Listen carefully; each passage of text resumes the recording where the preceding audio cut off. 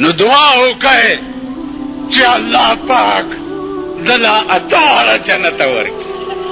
خدای دې کور د میردین جمعات کا چې اته واړه جنت دې دلل ورکړي، نو مونږ به کوم خواږو.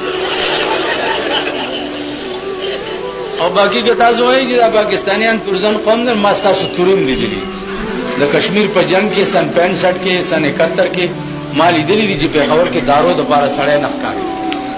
سر مې کل کړو چې سر مې کل کړو نو یو سړی ماته وی په دې سر ساتر واچو. مالولی ویل پړ کوئی جاز لا شیشه ورکړي. نو ما تاسو توري معلومي دي. یو سړی و هغه په یو کور کې په یو ښځه مین، اوس خو مینتوب عام شوی دی، بس په بازارونو کوڅو ته راووتو او پخوا به ډېر شاز و نادر و. نا چې کوڅې ته به هغه هلک راغی نو ټوخی موخی به یې وکړو، نو هغه ښځه به ورته راښکاره شو. د کور سړي پې پوه شو، چې پوه شو پې نو ده ته یې وویل چې که دلته دې بیا ټوخی کړی نو 20 ډزه به دې وي. ویل ډېره ښه ده، ویرېدو غریب لکه تاسو چې نن یېرېدلي غوندې. چې ویرېدو نو هغه ښځې یې وویل بیا به چې د هلک تېرېده نو داسې غلی غوندې به تېر شو.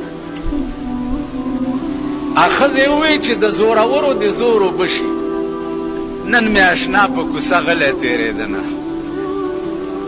که نه چې قسم په خدای دی چې ټوله معامله داسې ده. دې خوا وګورئ، مونډۍ په سیند کې زمونږ موټر نښتی او باجوړ ته دومره اوبه موټر کې ننوتې، هلکان ولاړو، هلکه ټېله ورکړئ لږه غوندې.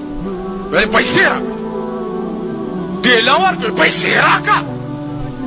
یو بوډا ولاړو، ویل بجلیګر مولا دی، هلکه ټېله ورکړئ. هغه هلکان ورته ویل بجلیګر مولا دی، کور ته بوځه، مونږ له دې پیسې راکړي. او وکیل را سره ناست، مال پیسې ورکړه، کور دې وران شو، بم وړي. 50 روپۍ هم ورکړي، موټر له ټېله ورکړي. نو خبره د پیسو ده. اوس که وخت راغی ځانونه به وګورئ، ځانونه به وګورئ. په شنو چایو به م پرتوګ ایستی ګډېږئ، په تورو چایو به ګډېږئ. او کله چا در باندې روټۍ وخوړه نو سیی به بیا ورپسې ښځې به م راوباسئ. شناختي کارډونه یې ښځه له پیدا کړي، یو ښځه لس مړونه یو ښځه لیکي په پولینګ سټېشن کې. من جیلونه تېر کړي، جیلونه ملیانو تاسو راپاڅېده. خدای مار نه کا سړیتوب زده کوي، چېرته انسانان شي، د انسانانو بچي شي. وایي دا ملا پکې لا چا کړي، نو دا ته پکې لا چا کړې؟